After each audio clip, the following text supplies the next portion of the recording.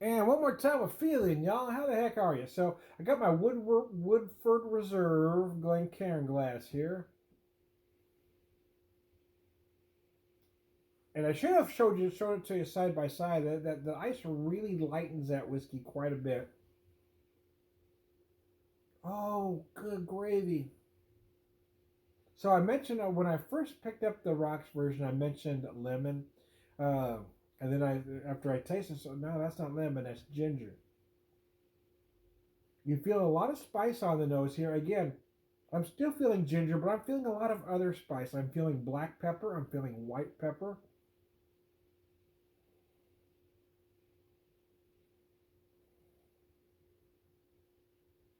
Even though I wasn't really feeling it on the rocks, I do feel some deep toffee notes here that I really wasn't getting rocks. I think the ice took that away, but I think it also amplified that ginger. To be honest with you.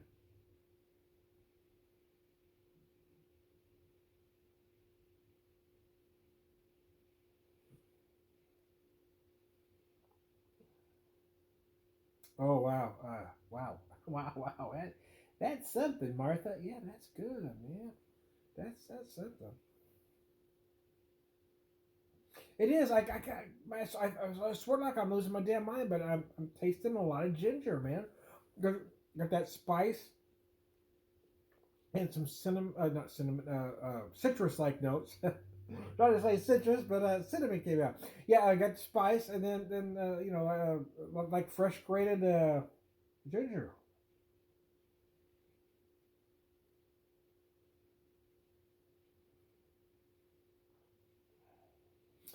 It's starting to get chilly here in the Ozarks. We had a nice couple days, and today didn't start out too bad, but it's getting a little frosty out there. I got off work at a decent time today. Worked a rather short day, actually. And then I stopped at my local liquor store, and where I found this, man. Yeah, and I'll show it to you for this video as well. It was regularly $39.99. I picked it up for $19.94, so it was basically half price. Now, I've had their beer barrel bourbon, which I am a fan of, but I hadn't had the rye. And I'm more of a bourbon drinker than a rye drinker, in all honesty. But I was curious here, and I got to be honest with you, this is pretty freaking impressive. It is. I guess I should read this for this video as well. It is that Beer Barrel Rye rested in American oak before finishing in Dragon's Milk barrels. Dragon's Milk is New Holland's Imperial Stout. So it sits in Imperial Stout barrels, finishes in Imperial Stout barrels, I should say. See, although I wasn't really getting a lot of those, those beer barrel notes on the rocks, here neat, yeah, baby, it's there. Oh yeah, baby, that's what they like. Yeah, it's in there, man.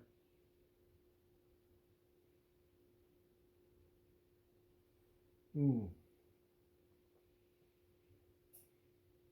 Oh, yeah, I really feel more of those. I do feel all those beer barrel notes. So that because I know what Dragon's Milk tastes like.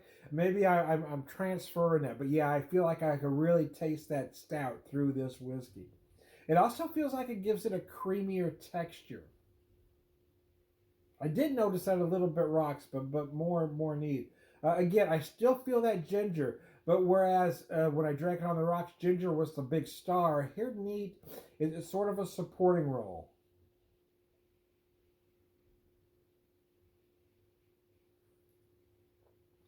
Wow, what is the star here is that creamy texture.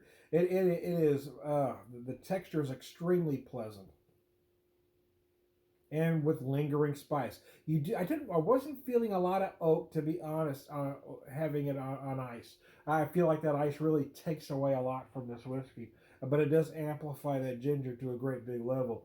But here, Nate, yeah, you really feel that oak from both barrels, from the American oak, and then from the beer barrels.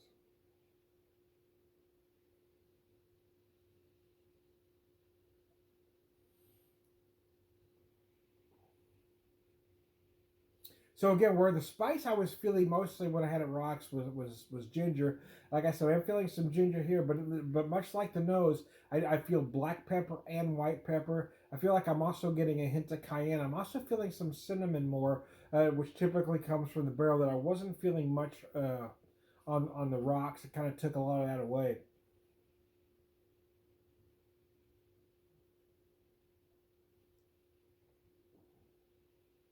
The main difference I'm noticing for myself, being more of a bourbon drinker, is bourbon tends to start out with a lot of sweetness and then finish with spice. Here you kind of got a little bit of sweetness and spice running all the way through. And I mentioned when I was drinking on the rocks that I felt that there was some honey sweetness, and I'm still feeling honey. And typically when you're drinking bourbon, you're feeling brown sugar, molasses, um, again toffee notes. But here I really feel a lot of honey going on, kind of a creamy sweet honey-like sweetness, I guess I should say. So anyway, this is really, yeah, I'm not getting out tonight again because I'm tired. But if I get a chance, I'm gonna see if I got $20 to spare. I'm gonna get back out there tomorrow and hope they have one bottle left because this stuff is wow. New Holland, I like what New Holland does. I am a big fan of almost all their spirits. Their Zeppelin Ben whiskey was crazy good.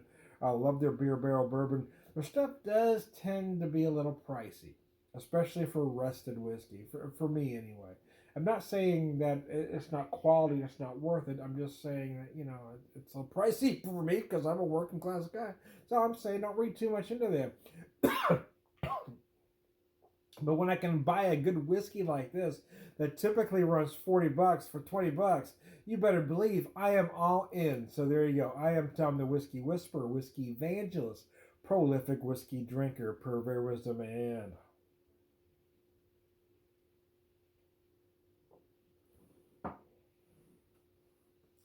oh shit, biscuits, that was good. Yeah, there and that finish, that very last drink, I really felt a lot of ginger, especially at the end. I felt that spice early on, and right then you get those citrus, lemon like notes that fresh grade ginger will give you. It's pretty damn fantastic. One more time with feeling, I'm trying to whiskey whisper, whiskey evangelist, prolific whiskey drinker, purveyor wisdom, and believe it or not, these are my first alcoholic beverages of the day. All right, good guy, cheers. That was close.